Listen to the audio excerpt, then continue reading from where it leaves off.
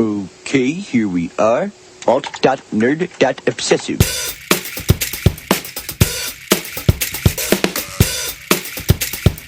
Worst episode ever. Hey everybody, welcome to Worst Episode Ever, a podcast for people who love The Simpsons, by people who love The Simpsons, about how much we hate The Simpsons, and we're here to find out which episode is the worst episode ever. My name is Dan. My name is Jack. And hey everyone, we're back for another episode. Today we are going to be watching an episode called Penny-Wiseguys, which neither of us have seen, is that right? I don't think I've seen it. I could have. Yeah, this is a really recent one. I mean, we've done more recent because we did one from season 25, but this is from season 24. It's the fifth episode of season 24. It was from November 2012, and this was a suggestion we got on Twitter, I believe. So this is the first one that we're actually interactive with our audience here. It's funny because we're asking the audience to make us watch bad shows. It's almost. Yeah. It's like they don't even have to like the show. They could just be doing it out of just spite. Force us. Like Mystery Science Theater, just forcing us to watch bad Simpsons episodes. Actually, now that I think about it, now that you said November 2012, I definitely didn't see this because I wasn't watching the show at the time. So. Yeah, I definitely didn't watch it. It almost aired 2 years ago because I don't know what day today is because it's 20-something November. Yeah, we're in the 20s. It's almost Thanksgiving. This is actually our Thanksgiving episode. So this will be coming out the Wednesday before Thanksgiving. Oh, there you go. It has nothing to do with Thanksgiving. It has, as far as I know, I don't think so. Here's what we know about the episode. It has Steve Carrell. He's the Thanksgiving of actors. Whatever that means. Because he loves turkey. So Steve Carell's on it. He works for Fat Tony. We know that. He's also in this episode. And Lisa eats bugs. Okay. So there you go. I thought she was a vegetarian, but I guess things have changed. And so thanks to everyone who has been listening to the show. We appreciate you doing that. And if you could give us ratings on iTunes, it really helps the show out a lot. We really appreciate that. Good ratings. Yes, good ratings. If you want to give it, you can give us, one person can give us a one. No, they shouldn't. We do want to seem fair and balanced. Yeah, make it look like we have enemies, but really, we do not. Again, the episode is Penny-Wiseguys. It's up on simpsonsworld.com if you want to watch it right now, or if you maybe you've watched it already. We're just going to jump right into it. We're going to pause the podcast and come back and give it a watch. And give it lots of praise. Yes, for its strong share writing. in the hate. All right. Okay. See you soon, guys. Lunch break. Make this quick. I finally got a chair by the window. I'm afraid the little Bulgarian lady will take it. Bottom line, Tone, I cut expenses 12%. As my more rootless cousin on Wall Street would say, cut another 12. But the only other cuts left are personnel. There are redundancies, like Shotgun Pete, Shotgun Mike, Ronnie the Rifle, Shotgun the Rifle. All good men, but some must go. I agree. I will announce the layoffs. Welcome to the dole, boys. You jadrool. In our business, you don't lay them off. You lay them out. Right. What? Oh boy, oh boy, oh boy. You mean kill them? I'm sorry, I didn't mean to shout. Damn, she eats a quick lunch. Gotta go. Nice breeze, huh? So that was Penny-Wiseguys. Penny-Wiseguys. Yeah. Another great episode from season 24. Yes. Yeah. All right. So real quick, let's just. Hopefully you guys actually listened to or watched the episode, so you know what we're talking about. But real quick, so it was basically Steve Carell guest starring as a mob accountant. And he's not really like a typical mafia guy. He's just basically an accountant that happens to work for the mafia. Yep. But Fat Tony decides to put him in charge of the mafia. Because we'll get into the specifics. So he's running the mafia, and he realizes he needs to cut costs, but he's too spineless to really do it. Notice how I haven't mentioned any Simpsons yet. Yes, I think that's going to be a big part of this conversation. This is the A plot, and so far it has nothing to do with anything. Yep. Besides the fact that he's on the Pin Pals now. So then eventually he grows a spine, but too much of a spine, and he wants to murder all the non-Fat Tony mobsters. But Homer, for whatever reason, decides to stop him because Homer, of course, is The expert on all of yeah, this. he's against murder, and you know, he's the guy to go to in these situations. Yep. And then so that's basically the A plot. The B plot is Lisa decides to become an insectivorian. Insectivore, yeah. Oh yeah, insectivore. Yeah. Is it insectivore or is it insectivorian? I think they had the Springfield Insectivorian because Society vegetarian, was on, you're not. I guess it's herbivore, you eat vegetarian. vegets. Yeah. Well, anyway, she starts to eat bugs as a means of getting iron and protein to supplement her vegetarianism, and that's the B plot. Yeah, there's a lot going on in this episode, and also not a lot. Yeah, it's weird. It's that's one of those a really good way to. It's one of those overstuffed episodes where nothing happens. That's a great way to put it. So yeah, I guess let's just go back to the beginning and just talk it through kind of more sequentially. Yeah, I have a question for you real quick because you've got Wikipedia right there. I do. In case we need it for these kinds of things. Did Steve Carrell write this episode? I know lately they have people write, like big name stars write their own episodes and then do them, like Ricky Gervais and Seth Rogen. Did Carrell just happen to star in this, or did he also write it? I, of course, have closed the Wikipedia page. Great radio.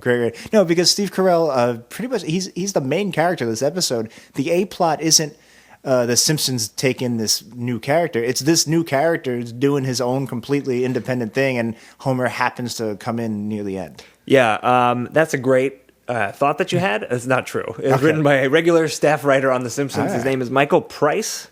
Yeah. All right. He's also written for the PJs. The short-lived Eddie Murphy claymation it's show. a F5. Yeah, so let's just go back to the beginning and we'll get to what we really thought about this episode. So the first thing I want to talk about was the couch gag. Yeah, of course. This, I think, was around the time. I know you're a big Marge guy, Jack. I am a big Marge guy. I know you love your Marge. I've made it clear that Marge's episodes are great episodes. But I feel the way that you love Marge is as an amusing character and not as a sexual object. Yeah. Given that she's a cartoon mother of 3. Yeah, I love when Marge makes apron jokes or homemade cola. I don't love when she poses in Playboy. Yeah, well, that's what I said. I'm pretty sure this happened around the time that happened. Yeah. And so the couch gag, if you missed it, was we see the family, it's just a yellow background. You see the family get drawn in, and then it pulls out, and it's actually a tattoo, a tramp stamp being put on Marge. And you see, like, the top of her ass crack. Yeah, and her dress and she, is like, down. covers up, and she's like, hee-hee. Yeah, it was really It was very off-putting. erotic. In the objective... It was subjectively, it wasn't erotic at all. It was disturbing, but objectively, they made it erotic. Yeah, yeah, and then, I don't remember the circumstances that led to this happening, but I actually this week saw the Marge Playboy photo. Oh, you don't remember, do you? You just happened to stumble upon it. I shouldn't be using my real name on this podcast. Just call me Laszlo Panaflex for this episode. But no, it's disgusting. It was like horrible. Yeah, if I remember, I did look at it when it came out. It's around. There's nips. I remember it's like she wears like a see-through. Has like a see-through thing, and there's nips. Yeah, and just leave it at that. That's disturbing. It's so weird. Why would they do that? Simpsons nipples. Yeah, that's like because there's like tons of any cartoon. There's like porn, like fan, but whatever you would call it, not fan officially section, sanctioned. And like the fact that they would.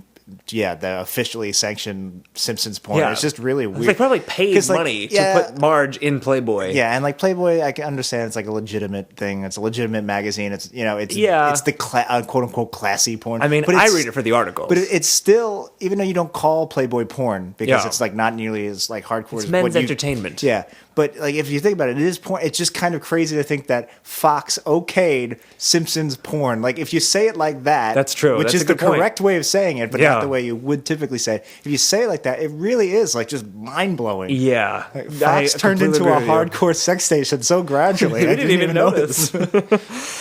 Yeah, so that couch gag was not great. Not welcome in this house. And then it just jumped right into the episode, and it didn't pull any punches. It's just right off the bat, here's Steve Carell. Yeah, which I isn't a bad thing if they, necessarily. It's kind of a bad thing. The show is called The Simpsons, not The Office. Right. I mean, the introduction I was fine with. The idea that like it kind of just became the Steve Carell show was kind of weird. I actually don't think I was that okay with the introduction because I guess is you're a right. character we've never seen before. Yeah, I guess and all it of a was- sudden it's just he's on Homer's bowling team. Yeah, it It's was- just like, oh yeah, it's this guy. Everyone knows Dan. You're right. It wasn't. They didn't write it in, and even later on, when Homer becomes part of the plot somehow, it's extremely tenuous and just like, very hey, tacked Homer, on. Homer, why don't you join the plot now? Because They finally it's called The remembered Simpsons. exactly. Yeah. They finally remembered. Oh, the Simpsons should be doing something in this episode Yeah. other than eating bugs. Yeah, it almost would have been more interesting to just not have The Simpsons at all and just do this weird, That- that yeah. one Married with Children episode where it's about Matt LeBlanc and those random Oh, yeah. 20s. That's in our Married with podcast. Worst Married with Children ever. I mean, that was a backdoor pilot. It's a little different, but Married with podcast. But, yeah. no, it was weird. I mean, I don't know if they've done this before or since. Well, it was weird both that they just, it was just like, here's this guy, which sort of could work, but they shoehorned him into basically the end of an episode from season 7, Team Homer. Yeah, Where the Homer's bowling team is bowling against the Holy Rollers. Mm-hmm. It's like the last game. This is the last throw. And it's going to be Steve Carrell, whose character's name was Dan. Yeah. Don't be confused. My name is Dan. I was thinking, his last name was like Gottlieb or something. Yeah, something like that. I was wondering if he was playing the Dan from Dan in Real Life, the Steve Carell movie. I've never seen it. I've never seen it But I either. saw- I know his head was in pancakes in the poster, which didn't happen in this episode, so it's probably a different guy. But yeah, just weird. Yeah.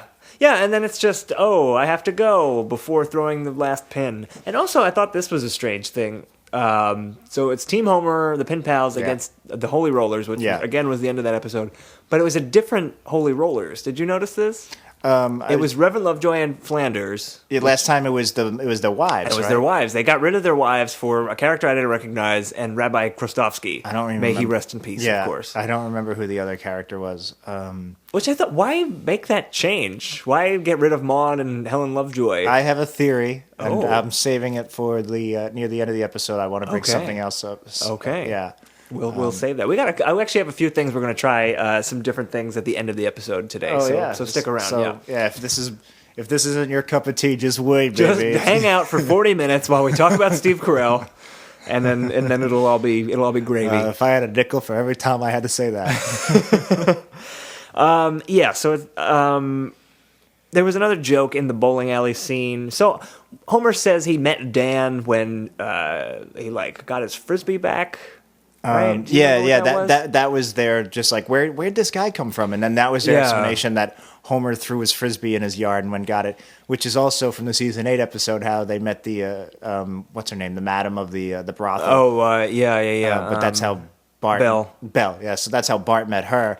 So, but I think the joke was that Homer is an adult, but he's throwing frisbee around. and then he Yeah, threw yeah. Bart into the yard to get the frisbee, and Which is another lazy Homer is a monster kind of joke. and almost I don't know. Also, the delivery was just it was almost like you could hear the actors and the writers not giving a shit. It was just like I felt that throughout the entire episode. Yeah. it was just really hollow. I mean, usually when they suck, they're going gung ho at it and just sucking with a vengeance. But and this seemed really like just they didn't want to be there. It just made even though obviously these episodes are terrible and I don't want to watch them, I kind of just felt that I don't want to be here kind of vibe. It was weird. The whole episode was like that, and it just seemed like they weren't even trying. Just like they're really just going through the motions. It's season 24. Steve Carell's the guest. He's going to bring in the viewers. No one cares about anything else going on. Right. I mean, what we're trying to do with this podcast really is, besides find the worst episode ever, is in general, we're trying to find out why these episodes suck compared to the new one, like the old ones. Like, how could possibly the greatest show ever turn into just a really bad show? Yeah. I'm not gonna say the worst show ever, but a No, bad it's show. definitely not the worst show ever. But, Cop Rock existed. No, but we're trying to figure that out, and I'm hoping if we do this long enough that I will get better. Like I will be able to hone in on some things that right now I really can't put into words. Like it does have its own voice. These new episodes, like the types of jokes they do are fairly consistent from episode to episode. At least now in this HD era. Because you can break it up into a few hours, right? And the jokes are very consistent. Like there's a lot of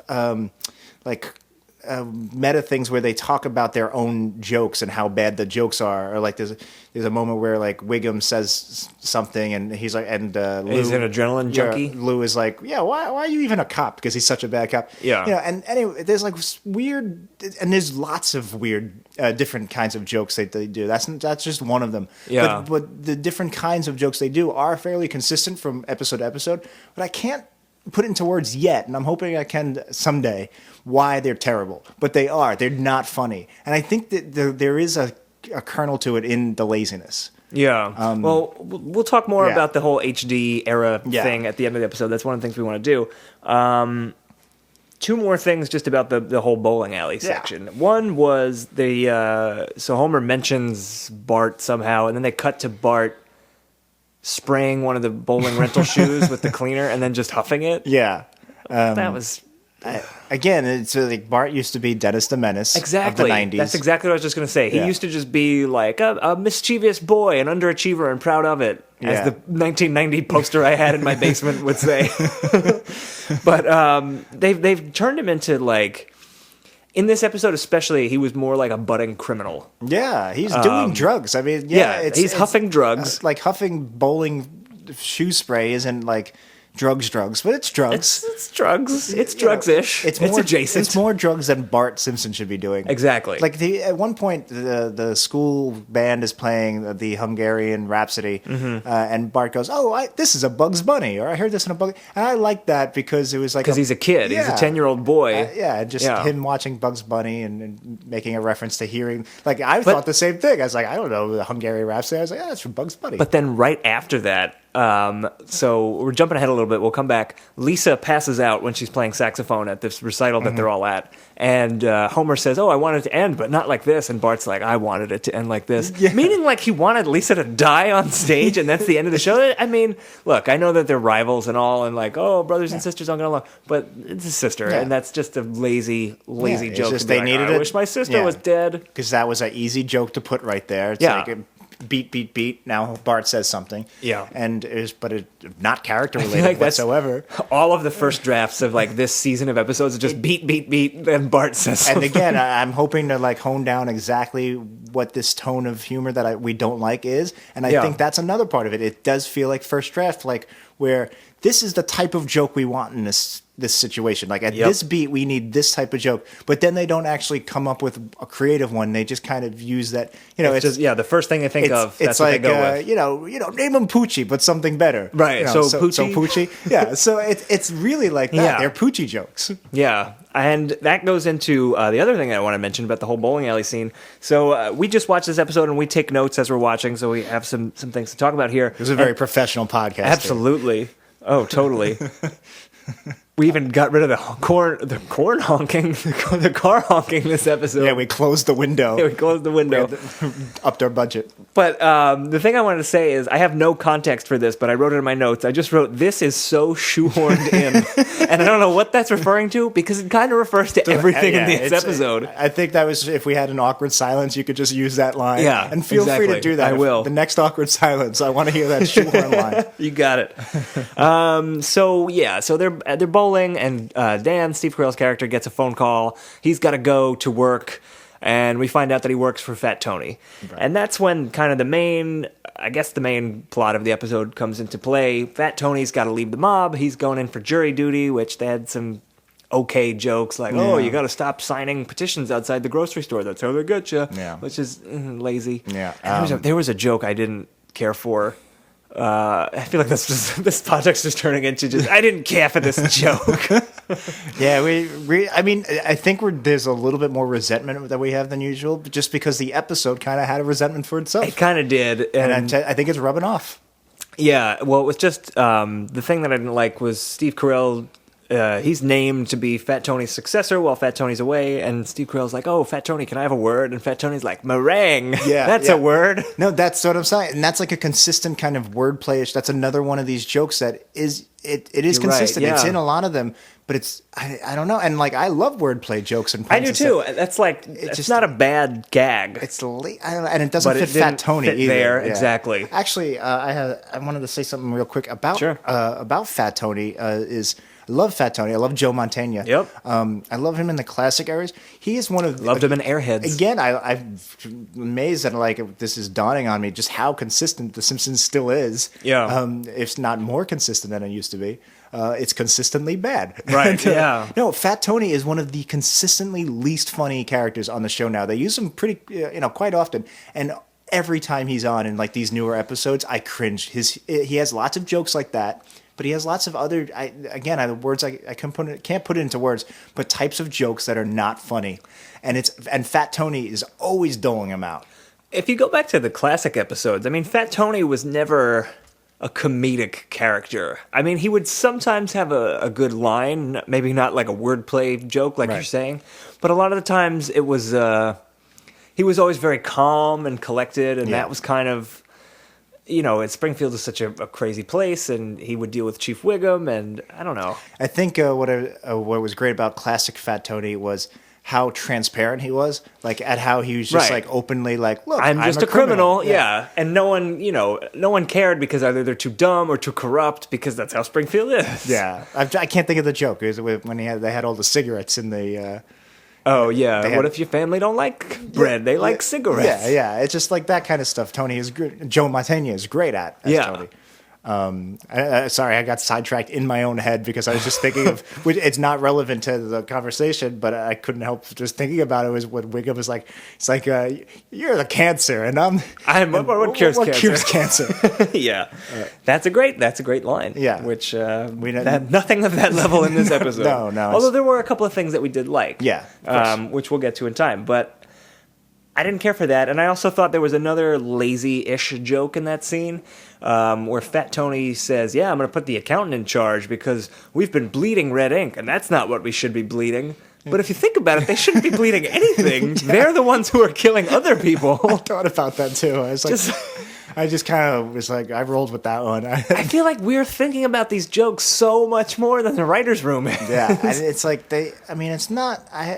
I don't know. I don't really know what their production schedule is like. I don't think it's like South Park or live action shows with lower budgets where they really have to crank these out. I feel like they've got time to write them. I know the classic. I'm sure. The classic, they were really, they would rewrite until a joke was still getting a laugh 25 times later. I can understand if they can't do that now just because the casts are all like multi-millionaires and they're probably not around for that many table reads. Yeah. But at least at the writing stage, they should be putting more effort and more time into it. I have a theory. Okay. I'm just forming this now, so maybe this is off the cuff. The writing staff of The Simpsons now, if you look at it 25 years ago when the show's first starting, that was kind of like a murderer's row of writers. You had so many classic people, and they were dying to work on The Simpsons because it became this huge pop culture phenomenon, this hit.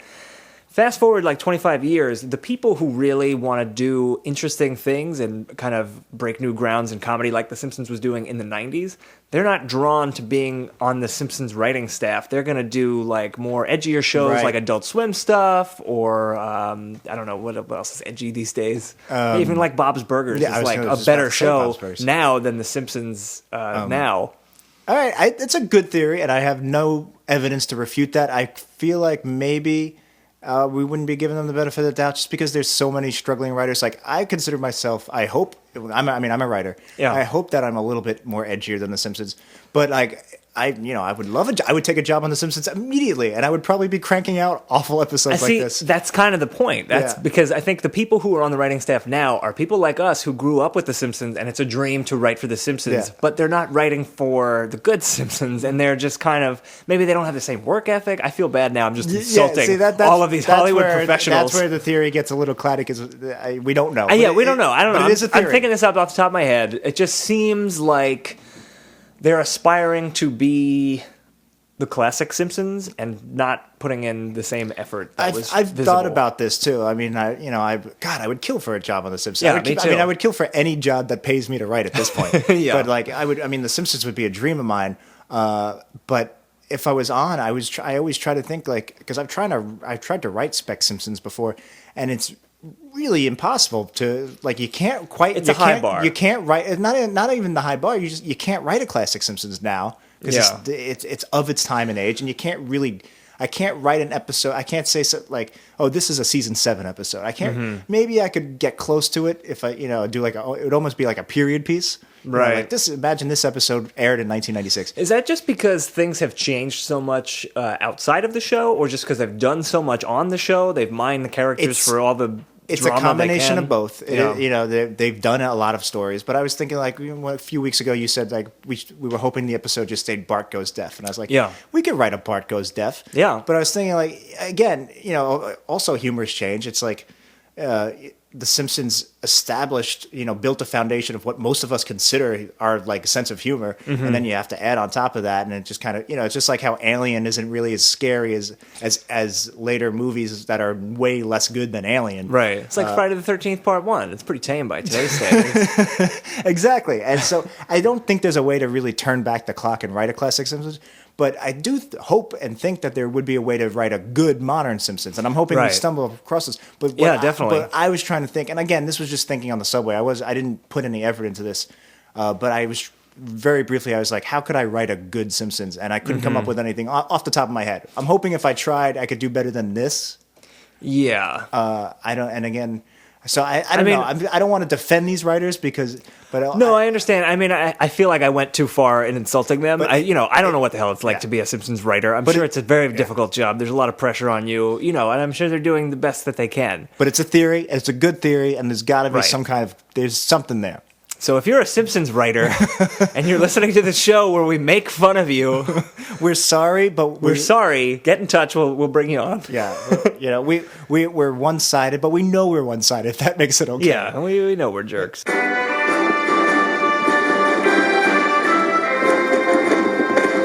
Hello, little buggies. If I may, just one question. Why are you eating us? You don't feel any pain? What? Who told you that? I just assumed. This is what you've been dipping in chocolate.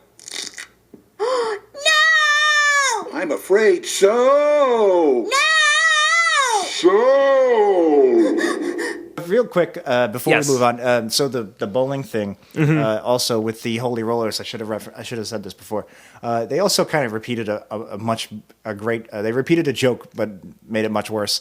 Where Lovejoy was like, he says something about the other team, and he goes, you have a Christian, a Hindu, and then whatever Mo is. Yeah. And like that was the same joke, except for Hindu, Jew, or miscellaneous from 20 years ago. But no, but it was Christian, Jew, or miscellaneous, and it was Apu, and he's like Hindu. There are like a billion of us, and it was great that Lovejoy would consider Hindu a miscellaneous because it's he's Christian centric, and that's a smart religion joke. Whereas this it wasn't a bad joke because it's Mo, but it was also it's not a joke about religion. It's a joke about Mo, and also Mo is a snake handler. We all know that, and it was a joke that was done before. Yeah, and like almost word for word, which was weird. It was so shoehorned in. Thank you. We should do like a word of that. Like every time you say shoehorn, we hit a siren and balloons pot, like whatever the audio equivalent of balloons are. Just noisemakers, I guess. Popping sounds. Yeah, I would imagine. All the balloons are popped. A shoehorn. That's great radio. It's just terrible. Cut all of this. Anyway. That's sad that's our catchphrase. Cut all of this. That is definitely the catchphrase of the podcast. It became pretty clear pretty quick that this episode was just going to be let's follow the guest star character. Yeah. Which is something we haven't really seen, I don't think. Like, I wrote this down. There was a very lengthy... I know it's happened. Yeah, there was a lengthy scene with Steve Carrell where they set him up as the accountant.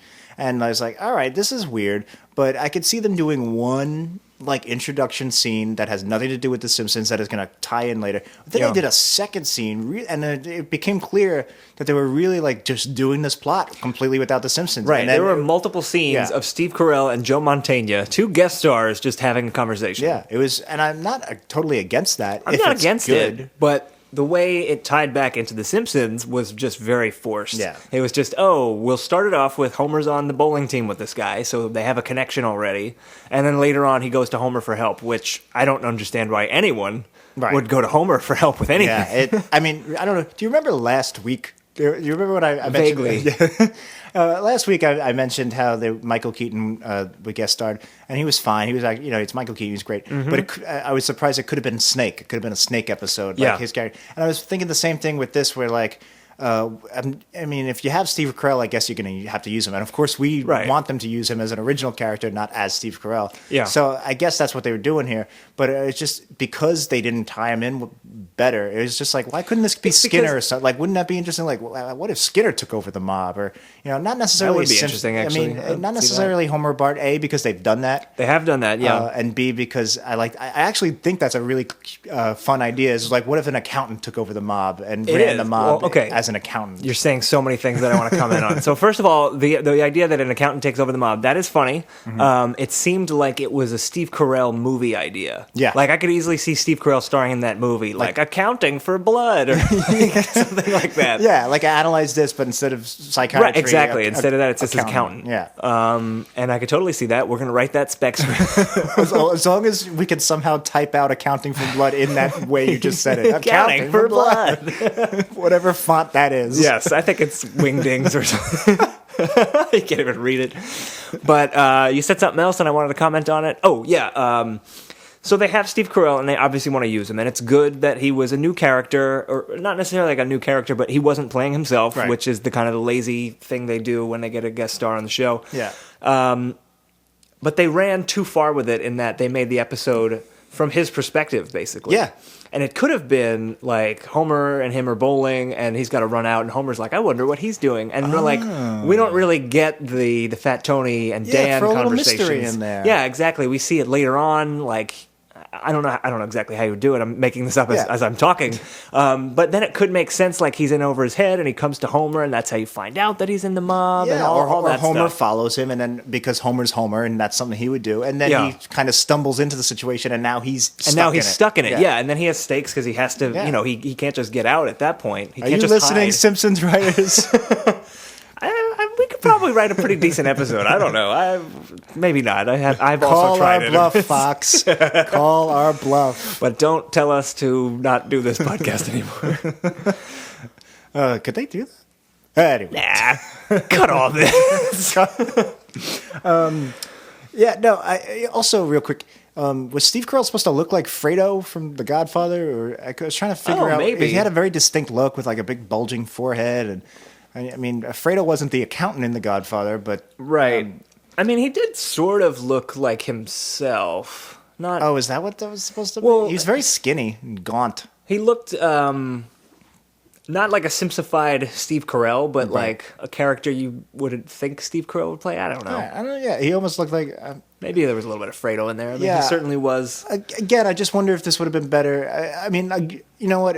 You're totally right. It would be best if it was Steve Carell as a new character, but tied in better.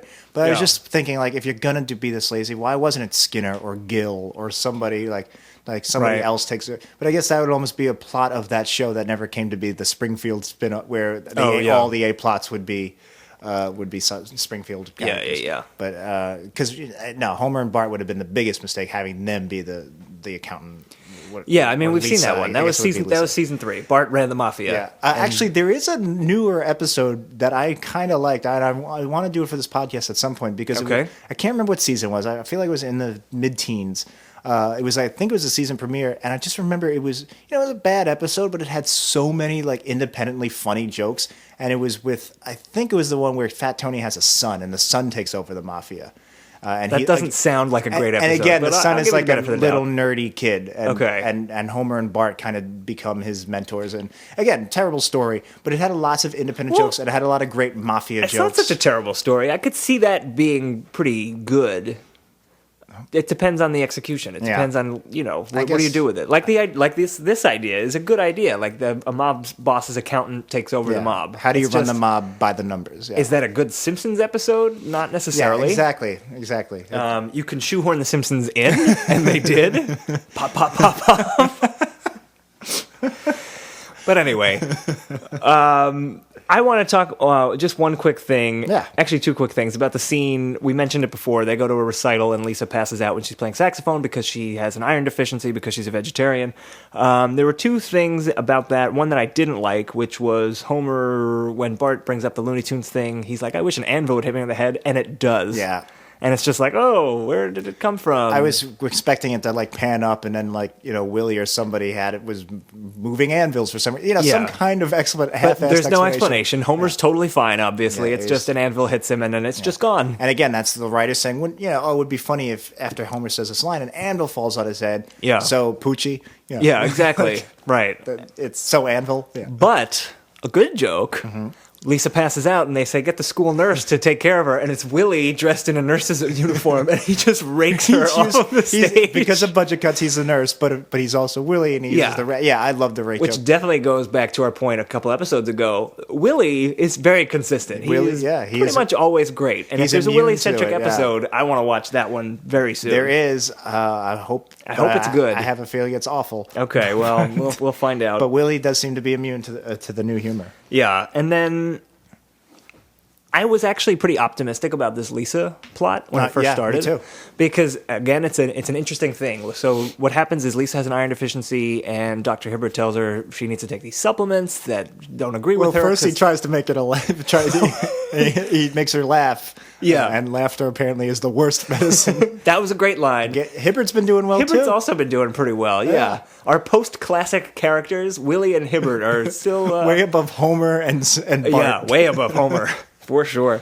But yeah, so I thought it was a pretty strong thing to do because Lisa's been a vegetarian since 1996. Wow. And I thought, that's a classic But she's episode. only 8 years old. Figure that one out, Simpsons writers. No, yeah, it kind of is a sequel to Lisa the Vegetarian. It is a little bit, but I liked it at the start. I thought that was a good idea, but then I didn't think that they did enough with it.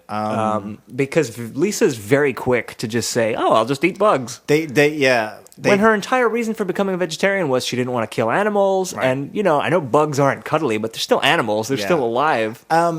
She glossed over the ethics of it very quickly. I agree. From a slightly different angle, Sure. I kind of liked that. I didn't mind that she was so quick to take it. Because I'm not an insectivorian, or we'll go with insectivorian. Right. I think that's it. I'm not.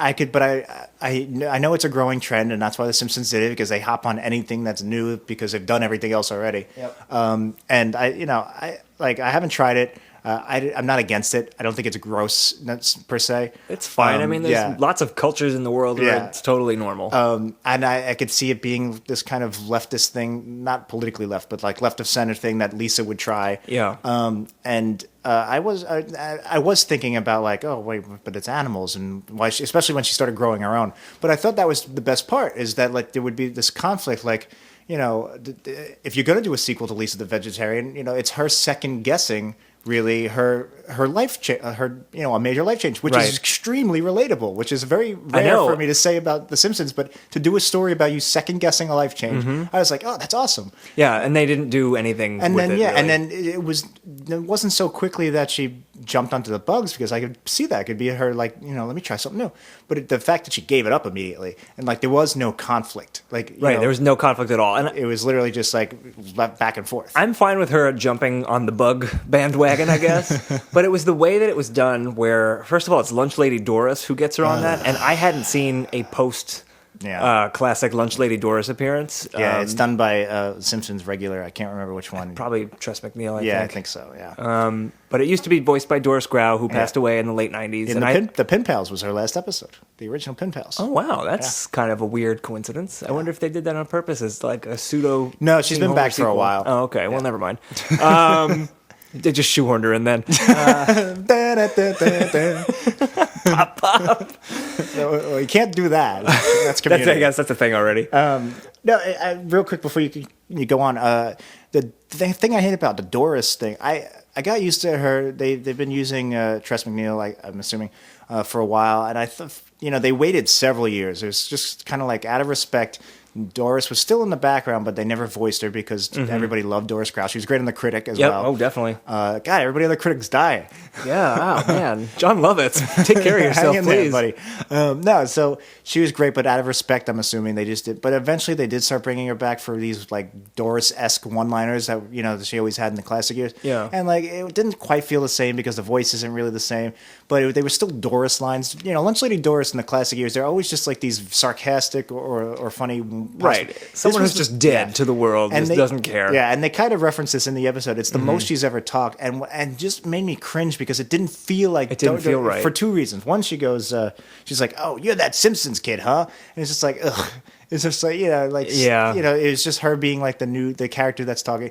That was one thing. The other was the fact that she's an insectivorian, and like they needed a Simpsons character to play this role for Lisa, right? And like Lunch Lady Doris, really? Yeah, of all characters, possibly the meatloaf Lunch Lady Doris. Like, why would she be a vegetarian? She's a vegetarian, not an insectivorian. She's both, right? Yeah. So she's a vegetarian. It's like Lunch Lady Doris isn't a vegetarian. She uses grade F meat. Meat. Yeah, she uses very little meat in these gym mats. Circus animals. And I wonder if it's just because we're reading into the writer's room again and trying to predict how they came up with this episode. Just because the idea, like, bugs are gross, and, like, Lunch Lady Doris is, like, the gross lunch lady, so, of course, she should be the one who's eating bugs. Maybe, yeah. I mean, they do this... It could be. They do this a lot where whenever there's a new thing that The Simpsons does... I was trying to think of other examples, and I'm running a blank. The only other one I can think of is the Foodies episode, where they decide to become foodies, and then they always just pick random Springfielders to right, and it's like, oh, you didn't know I was always doing this. And they need them because you need familiar faces and people to say the jokes. Yeah. And you need them in these scenes where you have this new culture. And it's always just like kind of shoehorned in. Like, that was so no, it's like totally random. Like it's always like just Lenny and then there's no character base for it. Like Doris is not a vegetarian. She shouldn't be a vegetarian. Like the Mensa one was one of the first where they did it. It was like, that one kind of made sense. They just took who were the smartest ones, but even that was kind of just... That one kind of worked. It was... and actually, this one even kind of worked, too. It was the one where Lisa becomes a Buddhist, and all of a sudden it was like, Lenny and Carl have been Buddhists this whole time. Does that work? Lenny and Carl, Buddhists, they drink in a bar every day. A Buddhist can drink. Lenny and Carl... Yeah, I mean, I guess, yeah. And it didn't work. You're right. Yeah, you changed my mind. And I'm not saying that's the worst case, but there are lots of bad ones. Like the foodie one was totally random. Okay, well, I'll have to watch that foodie episode. Yeah. And maybe the Buddhism episode, too, now that I talk about it. I haven't seen that one in forever. Yeah, me neither. No, so it's just this thing. Anytime they do this, they just pick random spring. And it just always bothers me. And then this was like the epitome of that, just having Doris be a vegetarian. Yeah, and just talking like a character that she isn't. Like Doris would never go, "You're that Simpsons kid." That's not Doris. Doris is sarcastic one-liners. Yeah, she's not the mentor character to. And if you were to flesh her out somehow, it wouldn't be that way. That's not the direction that we would take. Clearly. Lisa, I suspect you fainted because you thought Justin Bieber was in the audience. Well, once again, laughter is the worst medicine. Young lady, you're not getting enough iron. Please say it's the vegetarianism. It's not the vegetarianism. It's a little bit the vegetarianism. Lisa, if you must forego meat, I advise you to take these iron supplements. It's like swallowing dollhouse furniture.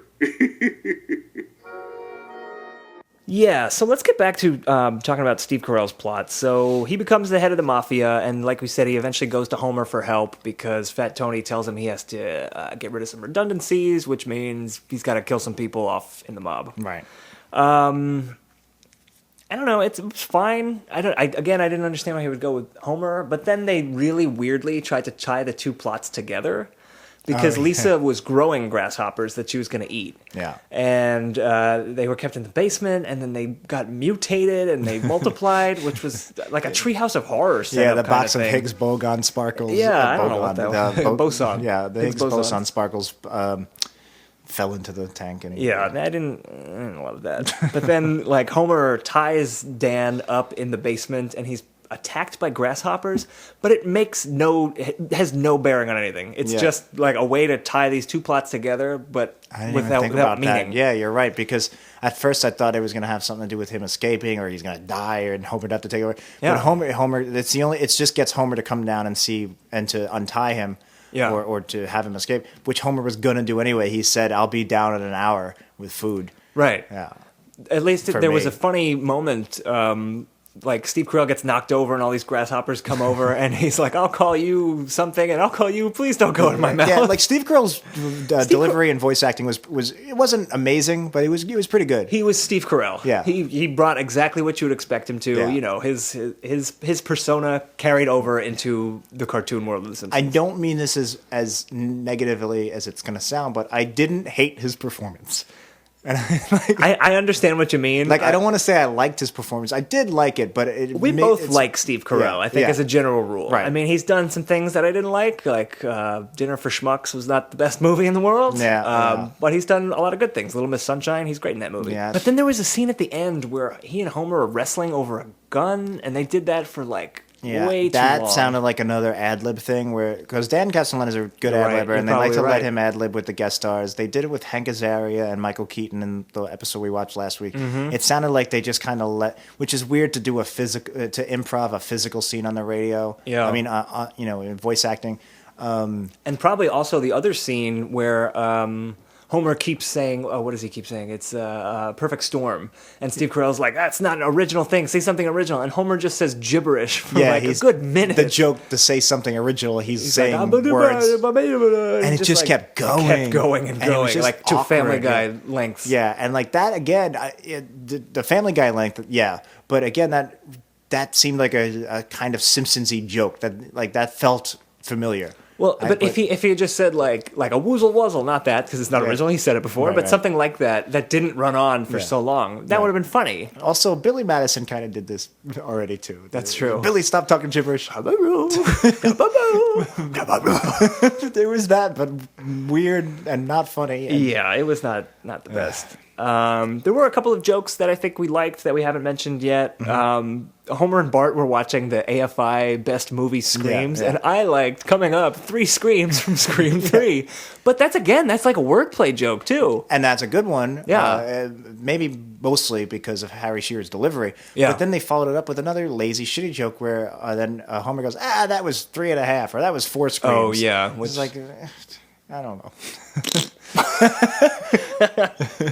That's what I have to say about that. Another one, Legs was home watching Jeopardy Yeah. when Dan was coming to kill him. And weirdly, Alex Trebek is credited Yeah, as... we got excited ahead of time. Yeah, because we saw that he was listed as one of the guests. And I don't know if he came in and recorded it for this episode, but he was literally just doing a clip from the Jeopardy, like, all right, and now for our final Jeopardy question. And I was waiting for a funny Jeopardy question. Yeah, I was waiting for anything funny, but the funny thing that actually was funny was when Leg said, "Oh, Trebek, we knew you when you were Alfonso Trebagoo." Yeah. And like that's a great a concept that Alex Trebek is in the Witness Protection Agency and that he was actually like an Italian mobster. Yeah, but there could have been like a payoff. If you had Alex Trebek, let's say he did come in and record that line. If you have him, there should have been like some kind of a payoff where he... that's what I'm wondering. something. If he is a special guest star, I'm hoping maybe there was a deleted scene, but Maybe. I think we watched the complete episode. Yeah. So I don't think we missed anything. But I feel like, I was totally expecting Trebek to have like a funny one-liner come back, show up at the end of the episode in his old mob persona. Right. Which they have even is in continuity, I guess, with The Simpsons, because there was the episode where he was on, where Marge went on Jeopardy, and he has like the mob goons, the judges. You finished with negative points, and you told me, when I asked you if you knew the rules, you said yes. You said you did. Yeah, right. And the judges are like these big goons. So that would have been a funny callback. Yeah. Yeah, and it's just really weird that he's credited as a special guest star and literally did nothing. There's an episode that Terry Gross did a while back where An episode of The Simpsons? Yeah. Okay. And she only has one line and she's credited for it, and she's just going, "This is Terry Gross and coming back on Fresh Air," and her whole line is just her introduction to Fresh Air. And I'm not even sure. I think it was scripted. It was funny. The joke was just how esoteric her guests were. It was like these obscure political writers or jazz or whatever it was. And it was really funny if you know Fresh Air, because it just felt like, it's just a slight exaggeration of the actual show. But that's still something. It was a slight exaggeration. It wasn't. Alex Trebek was literally just like, and now our final Jeopardy clue. Doing his job, and that was but it. on a different TV show. So I'm wondering if he did record it or if they just used the archive footage but credited him anyway. Really weird. Yeah. Also, right before that, back with the AFI thing, Do you remember there was like another like Family Guy length type thing where Bart said something about getting into the Disney diversity program? Yeah. And then Homer was like, good luck getting coffee for Roy Disney the third. Yeah. I don't know. It's very, What the hell was that? It's a very inside joke and like Very not even, shoehorned in. Yeah. So Shoehorned In will be the title of this episode. And it wasn't even like a funny like Entourage type inside joke where most people still Right. understand. It was just a really weird Roy Disney the Third joke. And, I mean- it's just Simpsons writers who I'm sure are a little bit more inside than we are, and maybe it was a really funny joke. If maybe Roy If Disney you know III Roy Disney the third, he likes getting people to get him coffee. Boy, let me tell you. that was actually going to be the A plot. But Yeah. I don't know. That's another episode. That's Stupid. season 27. Yeah. There was one other thing I wanted to mention. One thing I liked, one thing I didn't like. So Okay. the thing I didn't like, eventually the gun that they're wrestling over does go off, and it ends up shooting Snake, who was robbing the Quickie Mart, and Yeah. he goes clean up on aisle me, which was definitely Again, a first bad, draft. yeah, bad wordplay, first draft. I thought they were gonna do like Snake. I was like, oh, so that's what that feels like, because he's always shooting a poo. I thought Much the better, bullet was gonna much hit a better line. poo. Yeah. For Snake or something. Yeah, that'll save me some time. Yeah. Like, we just came up with two better jokes, I think. Yeah, and like we're not saying they're good jokes. We're not. I'm saying they're the best jokes ever. but they're still better. Yeah. And then one thing that I did like, so the payoff to the grasshopper thing was eventually, I don't know how they rounded up all the grasshoppers in the basement. That's completely glossed over. Yeah. But they take them out to, the woods or wherever, Yeah. and they let them go, and all of the grasshoppers devour this corn maze. And there's this family that had been trapped inside the corn maze. Yeah, they were like the dad's got like a 5 o'clock shadow, and their clothes Yeah. are all ragged. They've been there a while. Right, and the mother's like, finally, we're free. And the dad's like, no, I can solve the maze. Let me have this. Yeah, I thought that was... And that was a great Hank Azaria just doing Yes. great voice acting. That And- was funny. And that was a complete non sequitur. We never saw that family before or after. But it was a good But it joke worked. about something, about Yeah. like a father who won't let something go. Like Yeah. men, typically have Yeah. to solve these things for themselves. And it was a physically funny idea. The idea that they're trying to, we're not against these weird non sequitur. I Yeah. hate to use the term Family Guy jokes because Simpsons have been doing it since day one. But That's but if they can do it. It's a matter of laziness and effort and these other Higgs-boson type elements we haven't quite identified yet, but hopefully will. Yeah, You like how I tied that in? I did. That was great. and It I was didn't not. and I didn't call them bogons. It was not. It was not. Maybe bogons should be the name of the episode. That was not shoehorned in at all. So well done. Anyway, I think I'm done. I don't know. You have more to talk about this episode? No, and I'm glad because you were like, let's talk about the funny things, and I didn't have a single thing written. I usually write down a few, and I'm looking, I had nothing. Yeah. So I know that you had wanted to talk about the kind of HD era joke things. Do you still want to talk about that? Yeah. So I mean, you were talking a little bit about this before, Yeah. but now that we've talked about the whole episode, maybe we expand it's it a little. something that I noticed here and there, and I noticed it a few times in this episode, so I might as well bring it up now. Again, I haven't watched enough yet to quite divide up these post-classic, the ones we're doing on this podcast, like seasons 11 on. But if I had to roughly, I would say that there's we could break it up into like three eras. We have the early era where it's like it's still kind of coming off its glory, like seasons 11, 12. Yeah, they're like just slightly less sharp, Yeah. but Then they're you- still looking like the Simpsons Right. we know and love. Then you have like a newer one with like the mid-teens where you have that 90s show, and like the show is now like kind of it starts to just fall apart a little bit. It's a different not- beast. And right. then the HD era, which is very easily you can divide it up to when it became HD. It's now it's so visually distinct, but it's also kind of just so far away from what it used to have been. It really is. It's a completely different show. At I this did point. notice. I mean, we've only watched 7 episodes so far, but I did think this was a lot closer to What to Expect When Bart's Expecting than it was to any other episode we've watched. So what I did notice about this, and I'm not necessarily saying it's a bad thing if they do it right, but I noticed that these episodes are a lot more meta in not in terms of breaking the fourth wall, but in terms of, because the Simpsons have done that for a while, but in terms of referencing itself in very specific ways that are really more for like fanboys like me and you. Like now the new episodes, the HD has the opening is chock full of that stuff. It doesn't have the couch. It has the couch gag, and it also has a different character flies by the title in the clouds every day. Right. And this character was Fat Homer with in the a moo-moo. Yep. And like that's a very specific character that if you haven't seen the episode, it won't make any sense. And most traditional Simpsons fans will know that episode. Yeah, it's season 7. And they do that throughout the opening because you see like the Jebediah Springfield thing says a noble spirit begins the smallest man. Marge is checking out with tobacco juice.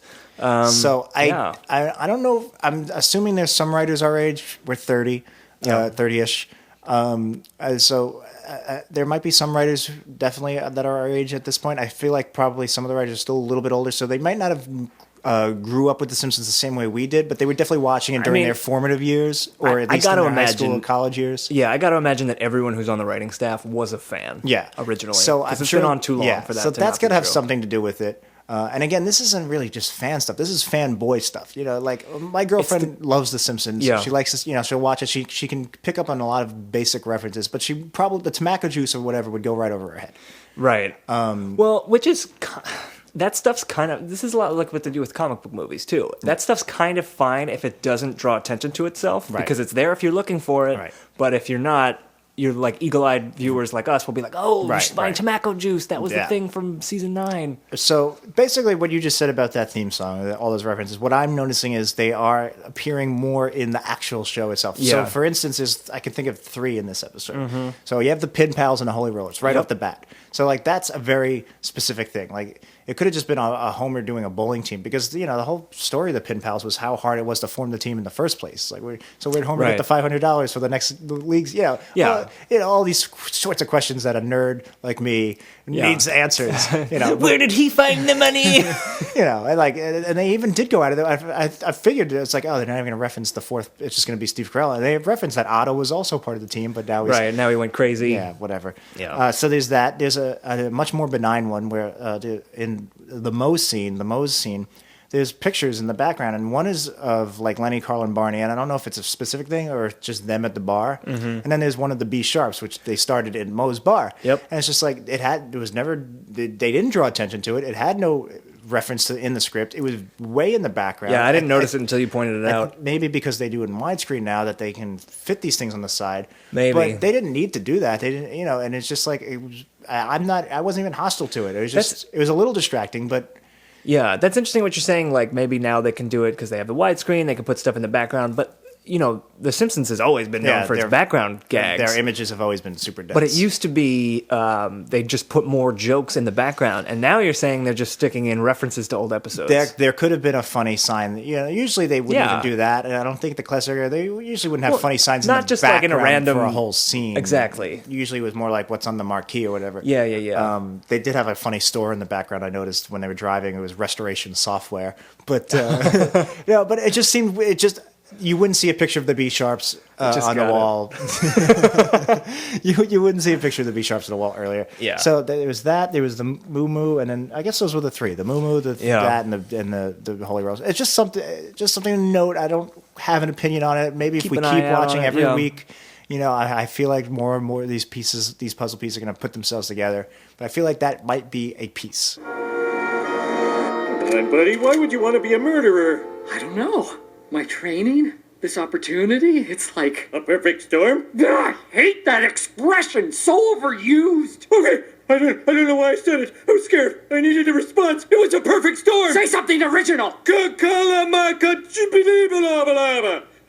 big thing, a grand banana, a forever thing, blinks blabba, a commonality burrito. We're running a little long, so we should probably get to ranking this episode in our master list of every episode ever. Sure. So if this is your first episode, this might have been very confusing for you. This was, hopefully you've at least seen The Simpsons. But we are watching semi-randomly episodes from the post-90s episodes of The Simpsons, and we've been ranking them in a kind of master list, which is available on our website, worstepisodeenverpodcast.wordpress.com. We're going to get a better website in the new year. /Shoehorned. So we've got 6 on our list so far. I have a fairly strong opinion on where I think this episode should go, but I would like to hear what you think first. Well, early on, even despite Steve Carell's weak introduction, I actually wrote down best of the HD ones so far because we watched 3. We watched from this era. Did we? Treehouse of Horror. Yeah, Treehouse of Horror 20 was from the HD era, and we watched What's the Bart. So at first, I wrote down the best one yet because I was consistently laughing, and the jokes weren't cringeworthy. They weren't hostile, and then it did. At some point, they lost me. Definitely lost me too. And just as a reference point, our best episode so far, our best worst episode was Pokemon, which we watched last week with Michael Keaton. We didn't watch it with Michael Keaton. He's in the episode. And the worst episode so far was our first episode so far, Saddlesore Galactica from season 11. That's the one to beat. That is the one to beat. So I have a controversial opinion here. Would you put this at the bottom? I actually think this episode was worse than Saddlesore Galactica. Really? Maybe not by much. Because our big sticking point with Saddlesore Galactica has been, it was kind of the tipping point where they went past a grounded real-world show that happened to be a cartoon and full-on, like, fucking magical elves cartoon nonsense. I wasn't even considering that. I was still trying to see if I liked it better than Treehouse of Horror, which I think if I had to think about it, Treehouse of Horror, I would say, even though it was super bland, it was so bland I hated it. But I would say that this was worse. But I really, like, the A plot and the B plot are both great stories. They just botched them. They're good ideas for stories. Whereas Salazar is a terrible plot. It's a retread of plots they've already done. Yeah, and they did it poorly. Yeah, and they made fun of themselves for doing it poorly because they had Comic Book Guy come out and be like, "This has already happened." I cringe when I say that Saddlesore is a bad plot because I used the very similar plot in a screenplay I wrote several years ago that just won a festival in Los Angeles. Yeah. So shoehorning that in.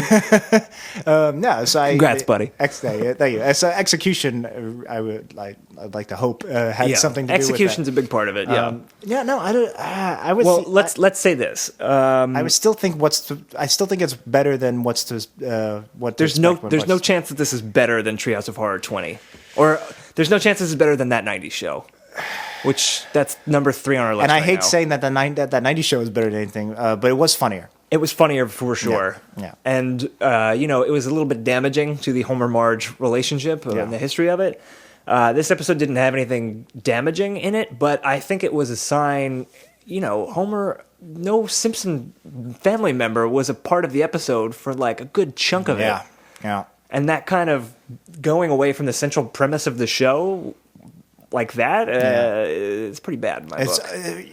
This should have been the B plot, and Lisa becoming the insectivorian, if they could come up with enough material, could have been the A plot. I mean, I guess when you get Steve Carell, that becomes the A plot no matter what. Good point. But they could have had a weaker B plot, I guess. I don't know. So you really think it would be the bottom of the list, worse than Saddlesore?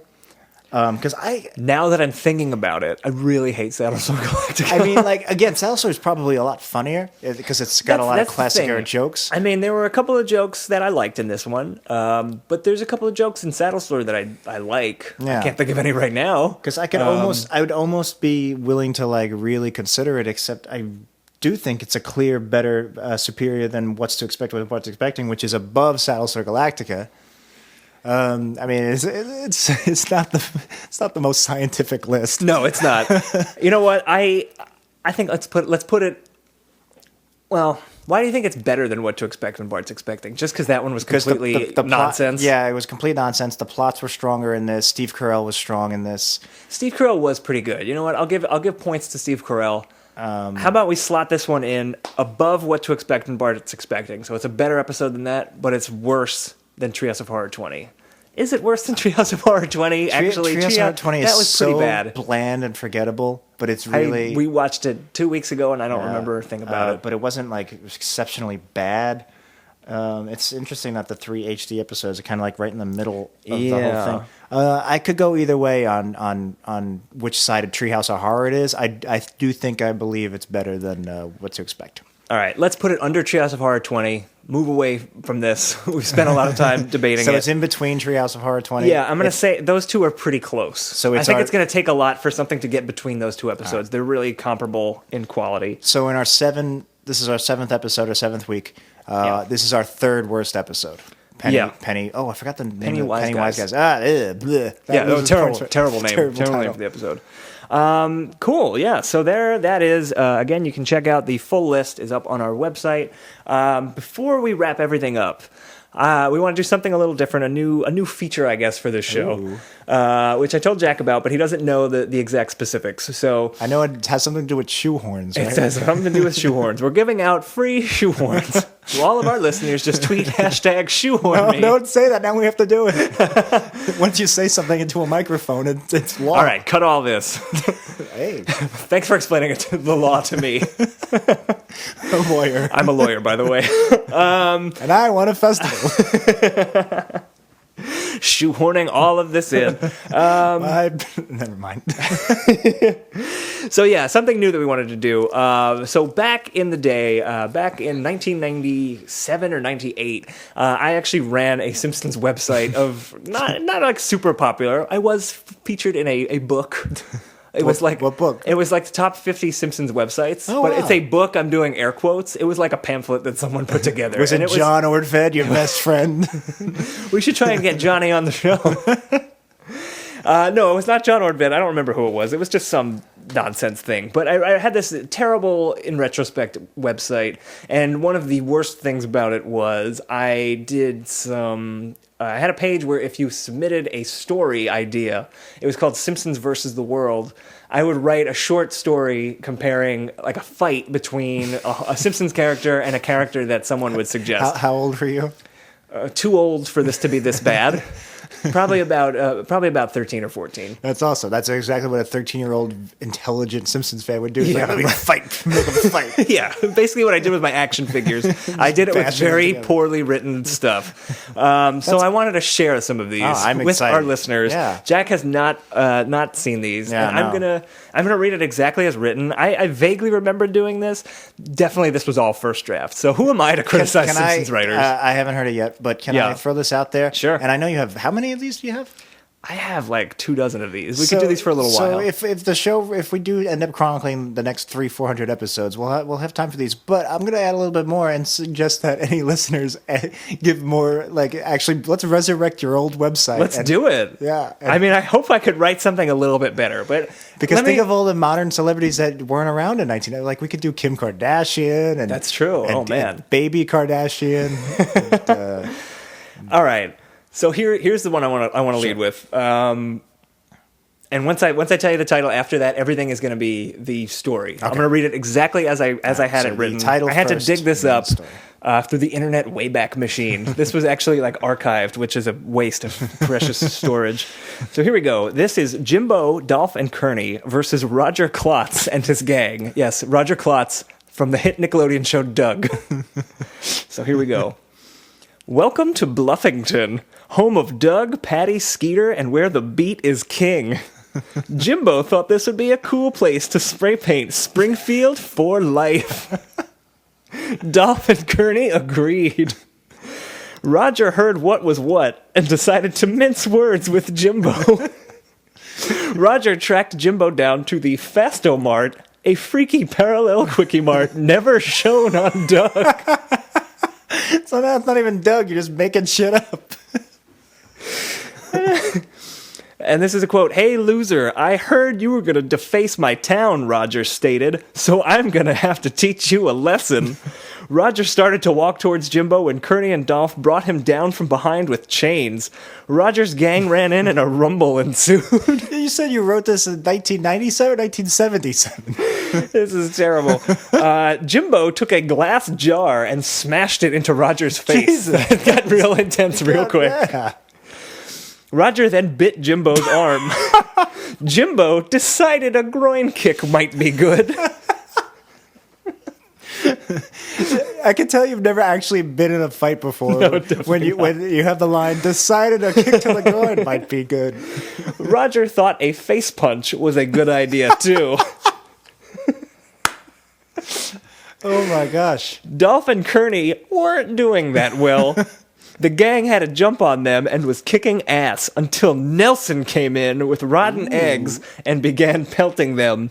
As for Jimbo, he was about to give up until he horse-whipped Roger into the squishy machine, like the squishy machine, and froze him. The end. Pop, pop, pop, pop, pop, pop. So that was awesome. Yeah. Can I offer one criticism? Please do. As a festival-winning screenwriter? Of course, absolutely. Why would you have Nelson show up as like Nelson showing up as like the third act Deus Ex is amazing, but why not rotten coleslaw? Why rotten eggs? That's a good question. Right? I didn't think of that. But if you like left turns that come at the very end, these stories are going to be great for you. Is it just Nelson showing up at the end of all of them? I wish, but no, it's no, I can't wait for more. I mean, the action fight choreography is amazing. So anyway, that's my writing from however many years ago, 18, 16 years ago.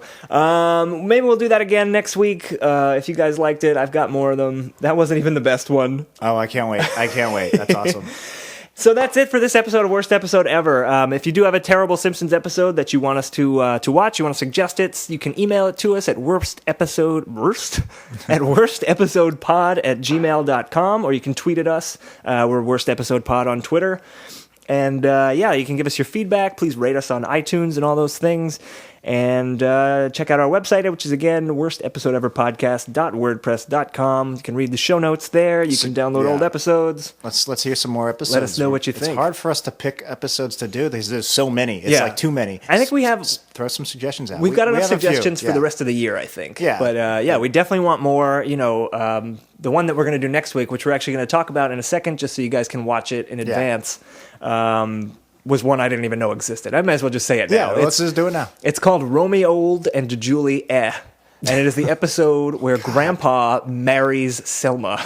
Good. This actually happened. I think it's from season 18. That sounds like a joke. We'll get into that. It's from season 18, too. That is like 8 years ago.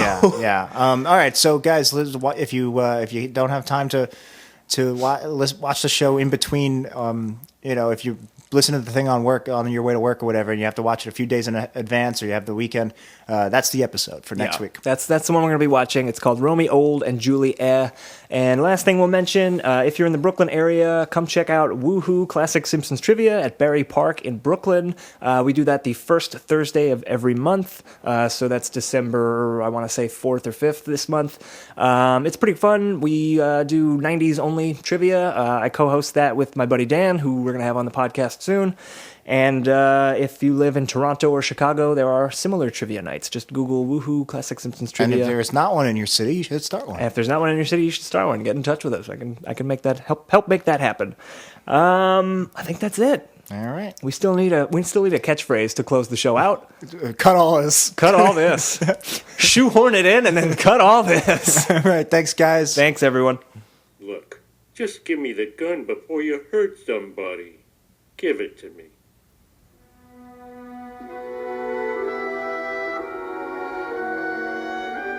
Oh, I can't kill you. I knew you were weak. If you think I'm so weak, give me back the gun. You are weak, but no. Let's see how weak I am with the gun. No, I Give me the don't gun. I don't want to see You're it. making me mad, and I don't want to have shoot to you see now. it.